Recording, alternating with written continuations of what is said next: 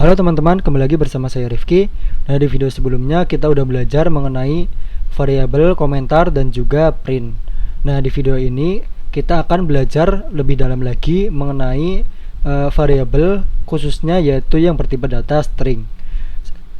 Sebelumnya kita buat dulu program barunya, string.dart misalnya.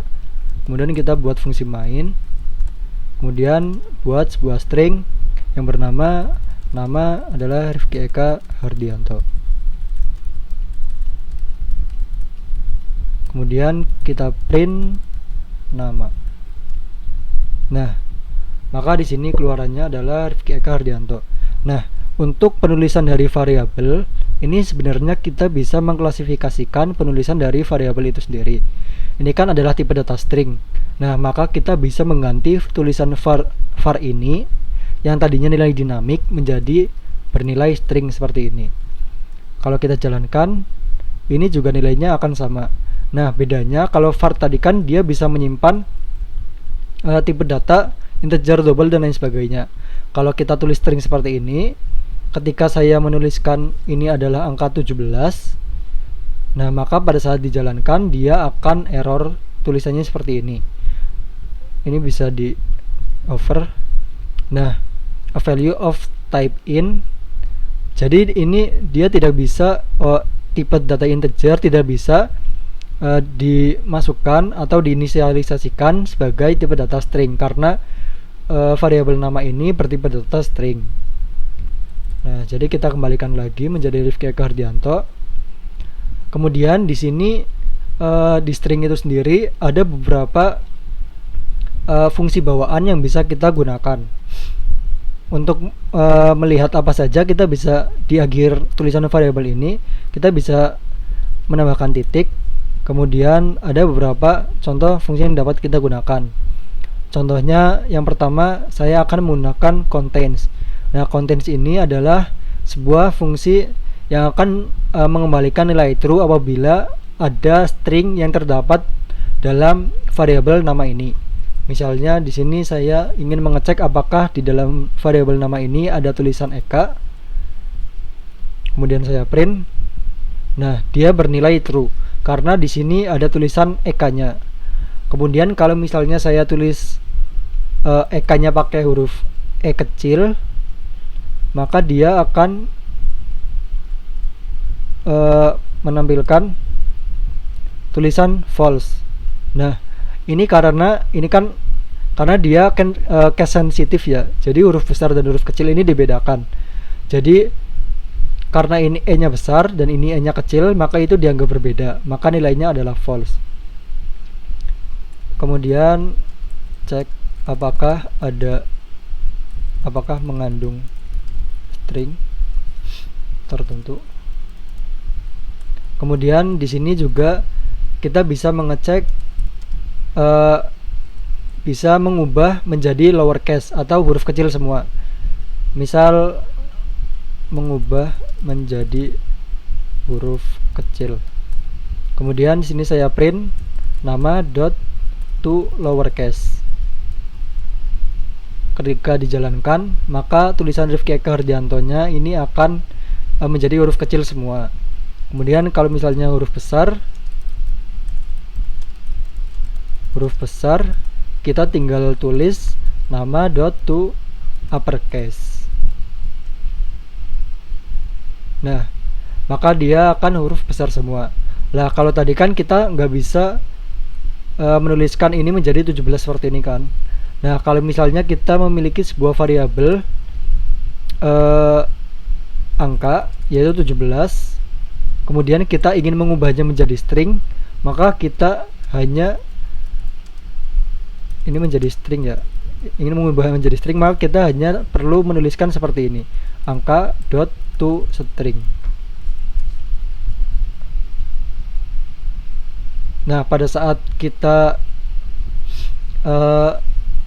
ini misalnya tulis di atas ini, kemudian di sini saya tulis angka.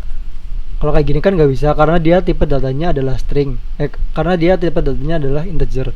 Maka kalau kita tuliskan to string, nah maka dia nggak error kan. Kalau dia dijalankan, Nah, dia akan tetap muncul 17 karena dia udah diubah menjadi string.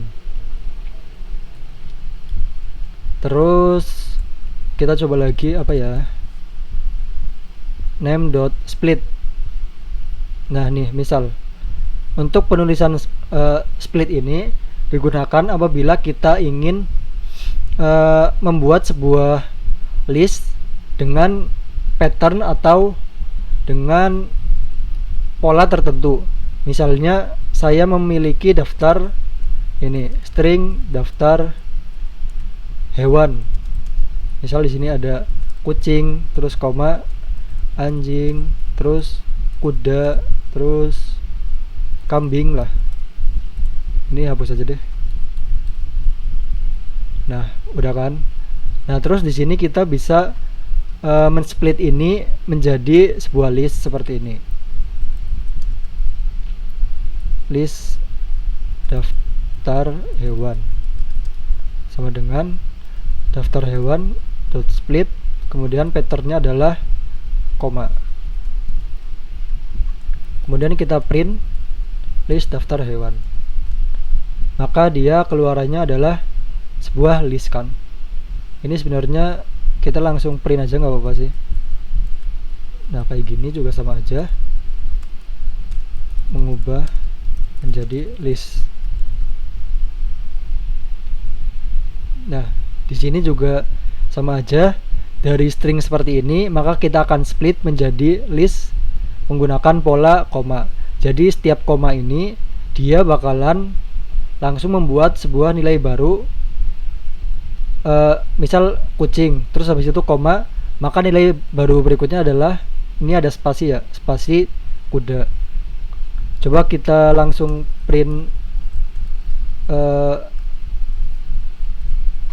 ini daftar split, kemudian kita buat indeks ke 0, maka dia akan keluar kucing. Kemudian kalau indeks ke 1 dia bakal keluar kuda, tapi ada spasinya. Kalau pengen ngilangin spasinya tinggal hapus ini aja. Atau kita bisa, ini kan ada koma terus ini pakai spasi. Ini harusnya kudanya gak ada spasi ya kan. Terus buat contoh yang lainnya apa ya, substring. Nah, ini adalah kita bisa, nah untuk penjelasannya kalian bisa nge-hover ini nih, tulisan substring ini, terus ntar di sini ada penjelasan dari fungsi ini gunanya untuk apa. Jadi substring ini adalah untuk mereturn sebuah substring dari string. Misal ini dari string nama, itu dari start index kemudian end indexnya ini dia mengandung string apa gitu. Gimana yang jelasinnya, langsung coba aja ya. Misal di sini dari substring dari indeks ke 1 2 3 4 5 dari 5, maka dia akan tampil print, lupa. Nah, di sini dia akan tampil Eka Hardianto karena substring setelah indeks kelima, setelah indeks kelima ini kan 0, terus 1 2 3 4, nah kan, terus setelah 5 kan 1 2 3 4 5 dan seterusnya. Ini kan spasi Eka Hardianto. Nah, kalau misalnya kalian pengen nampilin cuma Eka doang, ini kan berarti 0 1 2 3 4 5, berarti ini kan 6 7 8. Nah, teman-teman tinggal nulis ini startnya 6, kemudian akhirnya adalah 8. Kalau kita run 9 berarti. Oh iya, berarti dia kurang dari, berarti 6-nya ini adalah mulai, berarti ini masuk, kemudian 9-nya adalah akhir, ini tidak masuk.